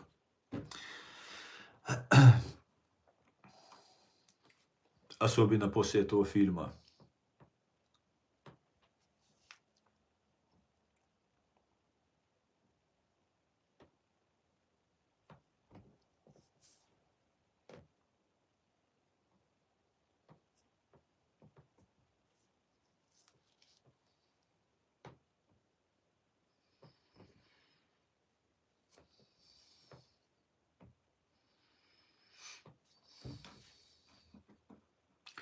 Вам нужно писать книгу. Дмитриев, ну, наверное, у меня столько уже написанных текстов есть, что можно было бы уже из этого составить книгу. И, возможно, после моей смерти кто-то возьмет на себя эту ответственность и напишет ее. Но мне пока сейчас ее писать просто нет времени. Просто нужно работать, зарабатывать, бегать, ну и все время заниматься этим. Всегда в ухе наушник, что-то делаю, всегда что-то пытаюсь понять и так далее. Да, это все нужно объединить, собрать, и, может быть, я напишу. Но я пока не готов. Но я пока не готов. А так, настанет время, может, напишу. Пишу я лучше, чем говорю. Потому что сейчас вообще можно писать очень хорошо, без проблем. Кстати говоря, нас уже больше 100 тысяч, друзья. Я вас всех поздравляю. Мы переступили этот порог 100-тысячный, достигли эту высоту. И несмотря на то, что против нас ведется такая усиленная работа, наш канал вещает на русском языке. И на территории России, где русский язык главный язык, мы запрещены. Наш канал запрещен. И вот когда вот выхожу в стрим, и то, когда это вот в вертикальном или в горизонтальном положении телефон, в таком случае нас могут видеть. После того, как стрим заканчивается, в России невозможно, практически невозможно найти наш канал, потому что мы запрещены. Но вот с марта, по-моему, месяца что-то случилось. Ну, как я начал так вот этот телефон ставить и снимать стримы. Вот начал канал развиваться. До этого постоянно гасили мой канал. И тоже очень интересно. Я как такая метка, такой, знаете, показывающий маячок такой, ориентир. Потому что для сравнения, я демократ, я против радикализма, я против фашизма. И я запрещен на территории России. Меня объявляют экстремистом, меня объявляют иноагентом. А те люди, которые рассказывают нам про халифат, про там шариат, джихад, вроде бы Россия борется с этим, а на самом деле она не борется, она сама его культивирует и сама она его потом уничтожает. Эти люди здесь получают деньги из России, здесь живут, у них все отлично. Ну, короче говоря, хороший показатель мой канал и моя деятельность, что смотреть, чтобы сравнить с другими, кого не запрещают на территории фашистской России. То же самое касается и, кстати говоря, украинских разных деятелей. Тоже не запрещают. Почему не запрещают? А что я плохого сделал, я не могу понять. Почему русские так на меня взъелись? Роскомпозор на меня так взъелся. Не понимаю, Дион.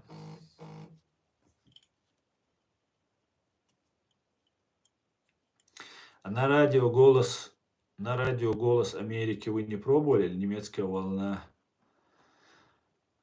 как это было в СССР? Нет, ну, я бы с удовольствием пошел бы работать на радио «Свобода», на «Голос Америки», с удовольствием. Но, знаете, в таком случае, если я туда пошел бы, ну, конечно, это была бы и зарплата, и была бы какая-то гарантия, социальная гарантия, там, 3-10. И, честно признаюсь, это престижно.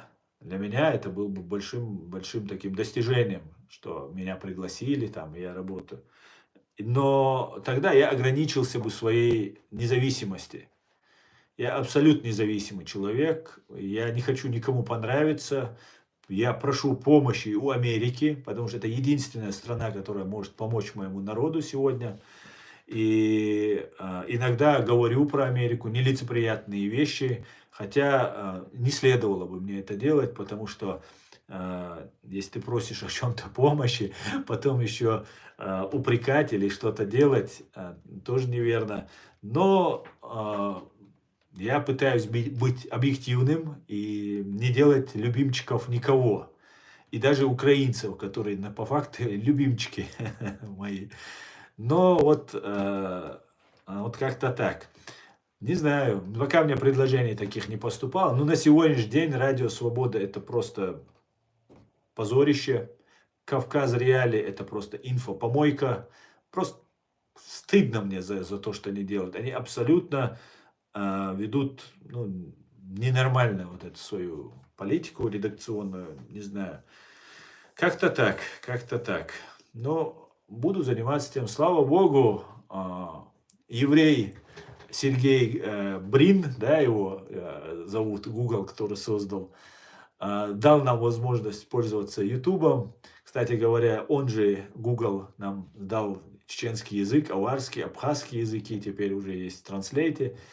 И благодаря евреям у меня есть возможности быть независимым, быть свободным и говорить все, что в том числе и про евреев. Если что-то будет недоволен, уверяю вас, даже если они дали мне эту возможность говорить через YouTube, я буду говорить и про чеченцев, и про евреев, и про любого, если он заслужит этого. Пока евреи этого не заслужили. Как-то так, да.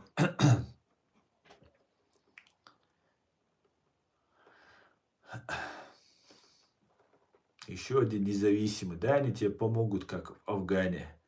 А что тебе в Афгане не нравится? Я не понял, Васечка. Афганистан, все нормально. Создали супер дороги, все было отлично. Ты видел, как они улетали, когда афганцы за ними бежали? А ты видел, как русские выводили войска? Тихо, как в траур такой, такие побежали. И ни одного афганца след не пошло, понимаешь? А как было, когда американцы уходили? Вот и две разницы между вами и американцами. Вот и все. Позорище. Еще что-то хотят сказать они, да? Шевченко, Кавказ, 18 ноября 1845 года, посвящена другу Шевченко Якову Дебельмену, который погиб в Кавказской войне в июле того же года. И что? Что здесь? Я не понял. Якие? Может, будет еще продолжение? Продолжение будет, может, вашего комментария.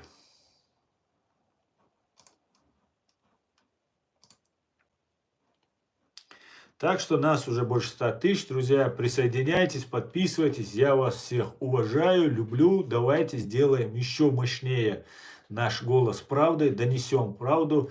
Русские, которых я иногда обижаю своими разными высказываниями, вы на меня не обижайтесь. Если вы не имперцы, если вы не против свободы и независимости моей страны, я к вам отношусь абсолютно с уважением. Абсолютно так же. И по-другому быть не может, понимаете? Я слишком хорошо знаю русских. Да, среди вас большое количество имперцев. Но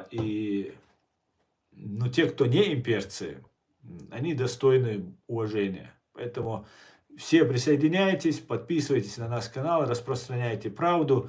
И когда я говорю русский, я говорю о политическом русском, а не русском как об этносе, как о нации, сформировавшейся уже несколько, может быть, веков, век-два русской нации. Так что подписывайтесь, я вас всем рад. Заходите, подписывайтесь. И если правда, она болезненная для вас, то поверьте, ваша нация, ваша страна нанесла такое горе, такой вред, что если вы не поймете нас, то если вы не почувствуете то, что ваша страна сделала, вы ничего не поймете. Вы ничего не поймете. И тогда, да, вам будет обидно то, что я говорю. А это если я скажу, если вы поймете, что вы с нами сделали, с чеченцами, да, вы много кого, и вы полностью истребили. Вы нас тоже фактически полностью истребили. Еще в 18 веке, в 19 веке, в 20 веке. Чудом, благодаря тому, что Богу угодно было, что мы остались, мы вот сохранились. И поэтому поймите, что ваша политика, если вы настоящие люди, то вы должны понять, что то, что вы творите, это очень, конечно, с Украиной 100%, однозначно. Украина — это последний их рывок, последний. И это рывок, который как ком в горле им стал. И это закончится поражением фашистской России. Поэтому постарайтесь нас понять. И тогда вам будет понятно, что мы говорим. И украинцам вам будет понятно, их негодование, и злоба, и злость. Ведь украинцы сейчас говорят, что вы вероломно напали, подлецы, мерзавцы. Так вы же клялись им, что вы братья. Вы же клялись им, что никогда на них не нападете. Ведь мы точно так же, как сейчас украинцы возмущаются, мы возмущались. И мы негодовали, когда вы напали на нас. Потому что мы вчерашние советские граждане были. Мы не верили. В нашем Грозном жило 80% русских. 85-90%, там 95% русскоязычных, и 80% из них были русские. И в основном это были колонисты, или военные, или их семьи, или еще там как-то завезенные люди, когда нас депортировали, 3-10. И вы их убивали, наших русских, которые верили вам, как украинские русские верили, думали, что придут, сейчас освободят. Вы их убивали. Вы спрашивали, чеченец хороший или плохой? А вам отвечали, хороший, а что про соседа ты скажешь? Что про соседа скажешь, который тебе помогает, ты ведешь у него соль занимаешь, сахар, хлеб занимаешь. Ну, в советское время, помните, как это все было? А тебе приходит какой-то бич с России и говорит, скажи, что чечен плохой. Ты говоришь, а зачем я буду говорить плохой чечен, если он не плохой? Вы и так пришли убивать. Ах ты, сука, за чеченов, значит, подстилка чеченская или там предатель за чеченцев, и расстреливали. Это было, это факты. Понимаете? Это факты. Это факты. И мы не забыли это, и не забудем. Никогда этого не забудем. Никогда. Да здравствует независимое государство Ичкерия. Спасибо, Ливан. Амин, амин, Ливан. Спасибо. Аслан, ну вы понимаете, что освободить Ичкерию в одиночку ваше движение не сможет. Кого вы видите в своих союзниках? Ну, в первую очередь мы, конечно, видим своих союзников грузин. Во вторую очередь мы видим своих союзников, ну, в первую, во вторую, не будем сейчас делить какую, украинцев. Украинцы у нас там воюют, наши ребята. Много уже там, разные там есть. Есть надежда, добровольцы, это все добровольцы, там какая-то армия Ичкерии, никакой армии Ичкерии там нет и быть не может, потому что президиум правительства Чеченской Республики, единственная легитимная власть чеченского народа, не уполномачивала их. Это добровольцы, которые от своего имени пошли и воюют. И есть большая надежда, что эти добровольцы станут костяком нашей армии. Это раз. Во-вторых, большая надежда на Соединенные Штаты Америки.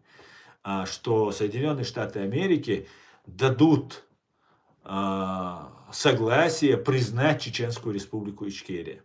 На Великобританию надежда есть, что она тоже посодействует, чтобы нас признали. Опять скажу, обидное за все свои просчеты и оставление нас один на один с людоедом. И Америка и Англия нас оставила с этим людоедом. И я надеюсь, хотя... Может, это обидит и скажет, пошли они, не будем им помогать. Рабами мы не будем ничьими, ни русских, ничьими. Если будет нам помощь, Запад, Америка, Англия, Украина, даже не представляет, насколько мы можем быть хорошими и полезными. Даже сами вы не представляете, насколько мы можем быть вам полезными. Но для этого нам нужно честные, открытые, надежные отношения, союзнические отношения. Рабами, холопами, шестерками мы никогда не будем. Никогда мы не будем. И Кадырова вот деньгами завалили, все сделали. А посмотрите на весь народ остальной. Народ не поддерживает его. Несмотря на то, что Россия нас уже там не прессует, там, 3-10 и так далее. И не бегут все, строем выстраивается за Кадырова. Не бегут. Хотя весь мир нас оставил, и никого винить, если побежал бы даже, не за что. Если он не убивает чеченцев, ну, зарабатывает себе деньги. Но не идут зарабатывать. И я не шел. За все это время было очень много предложений. Когда жил в Москве, приезжали в Москву, вот так деньги пачками, когда я без денег сидел, вот пачками вот клали и говорили, бери сколько хочешь, ничего ты не должен, ничего от тебя не требуется. Возьми, тут ты сейчас без денег. Нет, спасибо, я лучше где-нибудь как-нибудь сам. Должность, давай, приезжай, работай. Нет, спасибо, я не хочу. Я тут как-нибудь перекантуюсь. Хотя Москва это, скажем так, не очень простой город, особенно для чеченцев, особенно во время войны все это было и так далее. Поэтому надежда есть на это. Есть надежда, что нас признают. И мы больше воевать не намерены. Да, будет, вероятно, проводиться какие-то войсковые, полицейские операции. Но воевать на чеченской земле больше войны не будет. Больше войны мы не допустим. Ну, у нас будет сила, военная сила. И мы деоккупируемся. Я так рассчитываю. Посмотрим, как будет. В одиночку мы не справились. Да, вы правы, Дометиев. Абсолютно так. Мы не справились. В одиночку было тяжело. Все будет Ичкерия, да, Дима Бимбат? Абсолютно. Рад тебя видеть. Маш Вовель Асан, я выбрал свободу, а не хлеб. Я свободный ногче. Абсолютно нац. Борзю котах. Аллах дал сидуаль хосанул чейра. Украинцы не поддерживают твой канал, потому что мы за Трампа. Ну, за Трампа я только сейчас стал открыто за Трампа. А так украинцы не поддерживают. Смотрите, что произошло. Это я в прямом эфире, кто наблюдает меня, те все, некоторые помнят, наверное. Мой канал, помните, давили, там просмотров мало, отписывали, каждый день отписывали. Ну, все возможные меры они применяли против моего канала.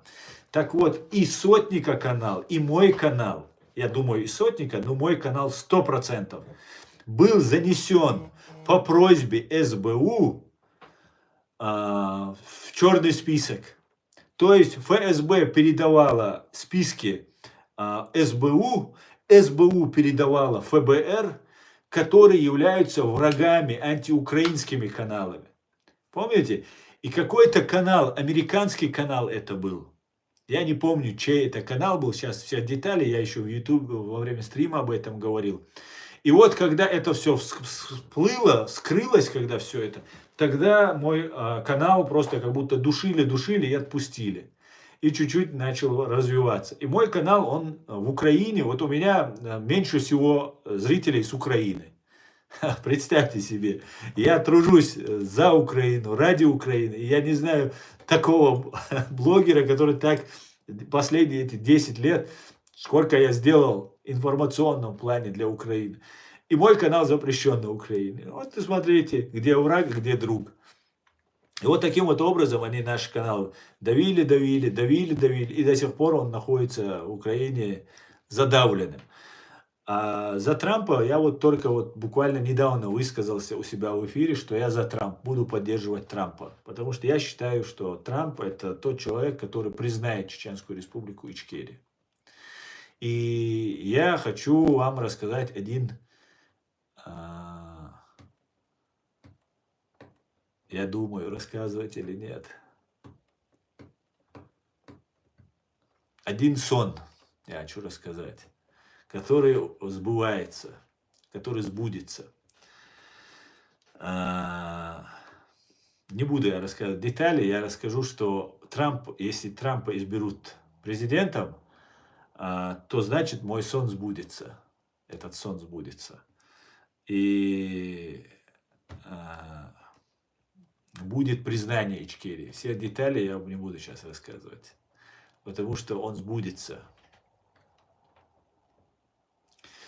Как-то так, да. Посмотрим. Но я имею такое свойство чувствовать. Ну, может быть, потому что я зациклен на этом. Мне помогает избежать многих вещей моя интуиция и некоторые другие вещи. Ну да ладно. Но есть опасность, что западные страны могут сотрудничать с Закаевым. Будете с ними договариваться? Нет, конечно. С Ахмедом Закаевым я лично не буду договариваться. Ни за разговаривать, ни договариваться. Только прокурор или следователь должен с ним разговаривать. Я разговаривать с такими людьми не буду. Я не буду с такими людьми разговаривать. Никогда. А то не сбудется. Не надо, а то не сбудется. Ну, я, в принципе, уже сказал. Да, это неправда, не сбудется. Если есть сон, вещий сон, он обязательно сбудется. Расскажете вы его или не расскажете. Просто, ну ладно, проехали. Так, за Трампа болеем, тогда разницы нет, в принципе. Алаш. Выхожу в чат-рулетку и разговариваю о том, что в Украине предатели как чеченцы. А если сказать, что Заки это руснявый шпион, то сразу отключают. Да, да. Ну, вот Украина делает вот такую вот, подкладывает свинью. Украинские пропагандисты вот такую свинью чеченцам подкладывают. Вот такая вот вещь интересная. Ну, посмотрим. Я думаю, украинцы справятся.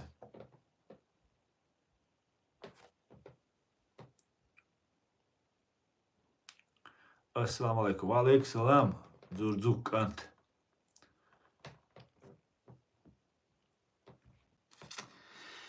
Националист Ичкерия.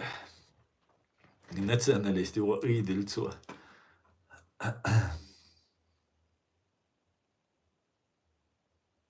Кто бы не выиграл, от этого России хорошо точно не будет. Абсолютно точно, Алаш. Абсолютно. Дело не в президентах касательно России. Этот вопрос слишком, короче говоря, далеко зашедший. Поэтому, конечно же, никто никогда Россию не простит. Столько убитых людей, столько разрушений, финансовых, материальных вложений сделали. Нет, вы что, ни в коем случае, ни при каких обстоятельствах Россия не будет прощена. Россия потерпит полное, безоговорочное поражение. Да, может это затянуться, но, скорее всего, произойдет быстрее, чем мы можем предполагать.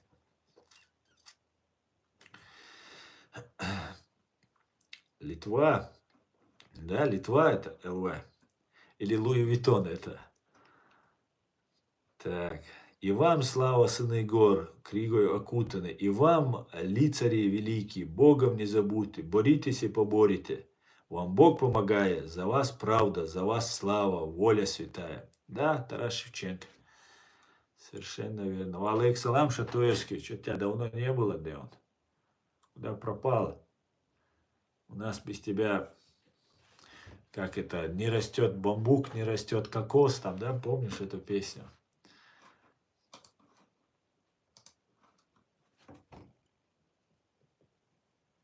Так что, москвичи, ожидайте, и не только москвичи. Вас уже Подоляк предупредил давно. Москвичи, Петербург, Екатеринбург, крупные города ждет мощная атака. Мощная. Как-то так. Так, сколько мы в эфире? Так, мы уже еще побуду. Я ночью, я за Украину и за Израиль. Кажется, об этом уже говорил. Да, Шатойский, я об этом уже говорил. Значит, ты нормальный, толковый парень, да, понимаешь, да? Кто наш друг, а кто так, да он. Если друг оказался вдруг совсем не друг, да он. Я уже задавал вопрос, говорю блогерам, сейчас по очереди. Говорю блогерам, чтобы не говорили про Апти или Кара, что это русне на руку. Даже Фархад меня не понял, все развлекается. Ну да, а кто такой Фархад? Если что-то я запамятовал. Я уже задавал вопрос, но пропустил ваше мнение. Интересно, вот когда Путин сдохнет, как, по-вашему, Кадыров будет бороться за власть в Москве или пойдет на изоляцию Ичкерии? Нет, Доmitiev, он на изоляцию от России, конечно же, он не пойдет. Изоляцию, там, свободу, там, третье. Не, ни в коем случае. Никакой поддержки нет. Только вот его группа вокруг него, это его клан. А этих кланов у ФСБ и ГРУ там несколько. которых Кадыров задвинул, всех там по беспределу, их всех там размазал, и убивал, там, насиловал, что угодно он с ними вытворял, снимал это все, опускал, все делал просто. Как будто вот после него уже все, больше там земля, трава не расти. И в итоге на него очень злые, вот клан Закаева, которому это старая советская номенклатура КГБшная, они, или ГРУшная, они очень недовольны Кадыровым, и другие недовольны Кадыровым, они его очень сильно хотят. У Кадырова нет сил, если не будет Москвы, не будет Путина, у него нет сил оказывать сопротивление не то что чеченскому народу, у него нет даже оказывать сил другому клану, если не будет поддержки с Россией. И, ну, этот клан, который против вот разные вот эти деятели, которые у вас в Украине, вы их там принимаете, и другие, они, на мой взгляд, ну, не решаются, потому что вокруг Кадырова, у Кадырова много вот этих садистов-людоедов, которых он прикормил, и вот этим другим кланам КГБшным, и ГРУшным, военным и ФСБшным, нужен чеченский народ натравить на Кадырова, чтобы чеченский народ будет убиваться, сражаться, а эти потом захватят власть. И вот они вот эту ненависть к Кадырову, которая есть отрицательная, вот эта негативная энергия, накопленная против Кадырова, против российской власти, хотят направить против Кадырова и тем самым прийти к власти. И, конечно же, у Кадырова нет никаких шансов выжить после того, как не станет Путина или поддержки, может, кто-то другой будет в Москве и скажет, все, Кадырова также оставим, и тогда он еще продержится. А так, вообще-то, Кадыров, по моим данным, приготовил себе запасной аэропорт Иордании. В Иордании живут чеченцы. Одни там разных типов есть. Мы, чеченцы, имеем свои горы. Ну, это наши земли, наши земля, откуда мы происходим. Не только гора, это и равнины, все, что прилегает к горе. И у каждого чеченца, настоящего чеченца, есть свой тейп. Тейп – это твое происхождение. Это как фамилия. И в этой Иордании 120 лет назад уехали, чуть больше 120 лет, уехали чеченцы после большой русско-чеченской войны, русско-кавказской войны, уехали, чтобы не жить под оккупацией России. И сам Кадыров якобы принадлежит к тейпу Бино. И в Иордании есть биноевцы. И причем чеченцы, там их не так много, но они очень на хорошем счету там в Иордании. И военные есть, и там личная охрана короля, там уже и там дважды герой Иордании, единственный герой, дважды чеченец. Его сейчас нет, он уже умер. И у Кадырова, как по моей информации, он туда вкладывает деньги, договаривается с королем, там, 3-10, и свою семью, и сам пытается, вот, скорее всего, бежать туда. Но я думаю, у него все равно, ну, детей, женщин мы преследовать не будем, а вот Рамзан Кадыров, конечно, должен ответить за все преступления, которые он совершил против чеченского народа.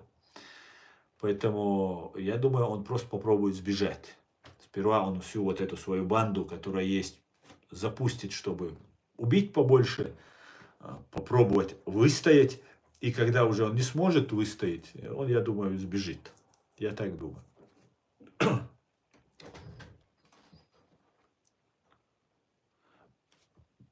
Да, конечно, можно достать Иордании. Когда все изменится, наш президиум правительства будет признан Соединенными Штатами и так далее.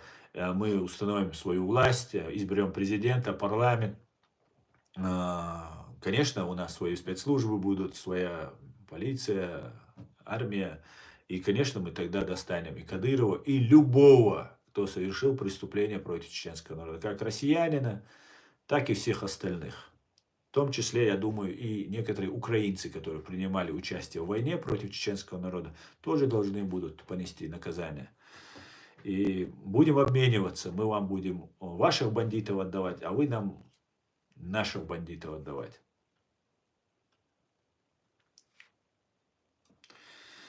Так.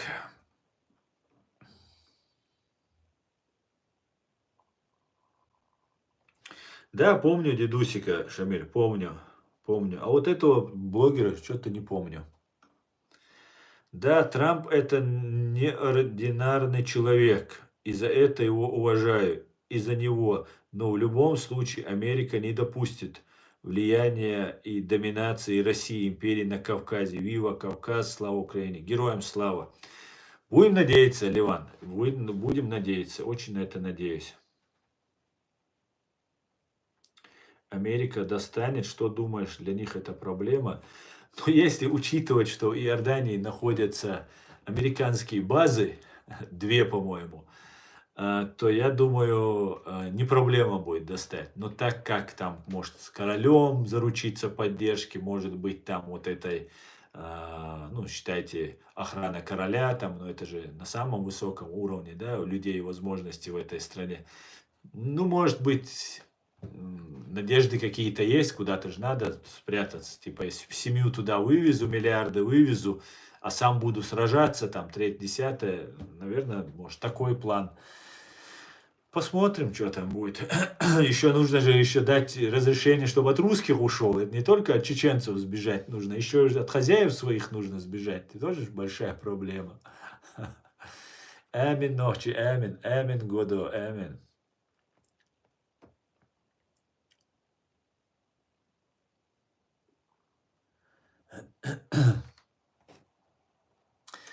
Боже, храни Америку и ракеты БМГ-109 «Томагавк». Амин, амин, амин.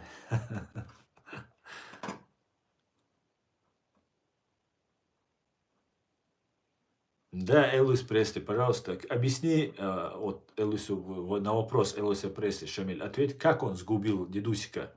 Дедусик вроде на фронте погиб. Трамп, по мнению бизнесмен, в политике слабоват, мое мнение. Я его помню, когда он снимался в фильме «Один дома». Ну, ты очень хорошо его помнишь. Это, наверное, это все, что ты о нем знаешь, наверное, да? Эпизод, где он там с этим мальчиком разговаривает.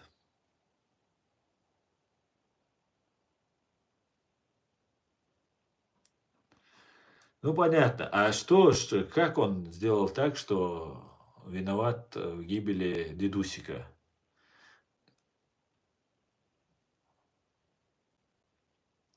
Всего наилучшего вам. Спасибо, Года.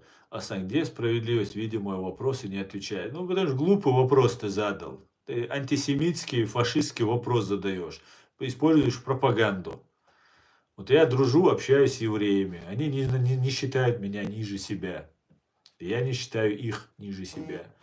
Я не знаю, о чем вы говорите. Вы бред иногда несете просто, и надо отвечать на него. Я же не должен на каждый бред отвечать. Можно тебе позвонить после эфира? Да, Шамиль, конечно, позвони, пожалуйста. И как раз, я думаю, мой стрим можно уже заканчивать. Я думаю, на этом наш стрим мы закончим.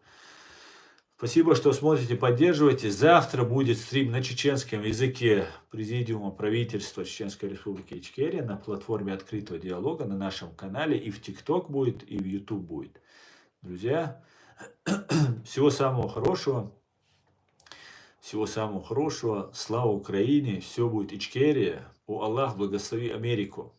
Адикюэль Маш Оль. До свидания, друзья.